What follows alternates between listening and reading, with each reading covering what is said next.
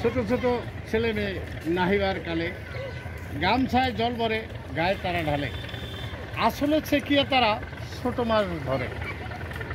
আরে এরকম নদীর পাড়ে, খালের পাড়ে, এরকম বিলে আগের দিনে অনেক মানুষ, ছোট ছোট বাচ্চারা খেলা করছে, গোসল করছে, আরানাইছে। এগুলি একেবারে সুন্দর একটা দৃশ্য। তাই আজকে অনেক দূরে হাঁটতে হাঁটতে চলে আসলাম তুরাকের তীরে।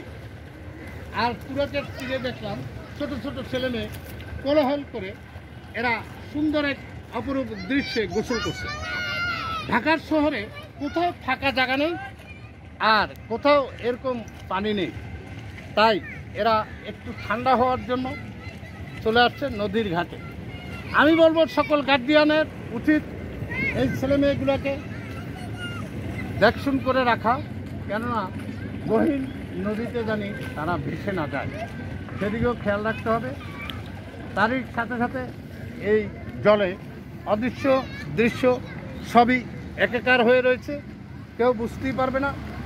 এই বর্ষার কালে নদী থই থই পানিতে ভরা, আর এই থই থই পানি সকলের জন্য সুন্দর একটা পরিবেশ।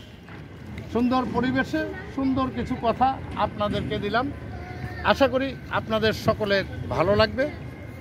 আর এই ভালো লাগাটুকুই আমার জন্য কাম্য। আমি সকল মানুষকে সকল সময় কোনো না কোনো কথা দিয়ে আসি। আজকেরও এক দৃশ্য আমার সামনে পড়লো, তাই আপনাদেরকে কথাগুলি তুলে ধরলাম। যারা আমার এই কথাগুলি শুনবেন আশা রাখি ভালো লাগবে। ভালো থাকবেন, আপনারাও সুস্থ থাকবেন, আমার জন্য দোয়া করবেন। এই বলে এখানে রাখছি। আল্লাহ হাফেজ।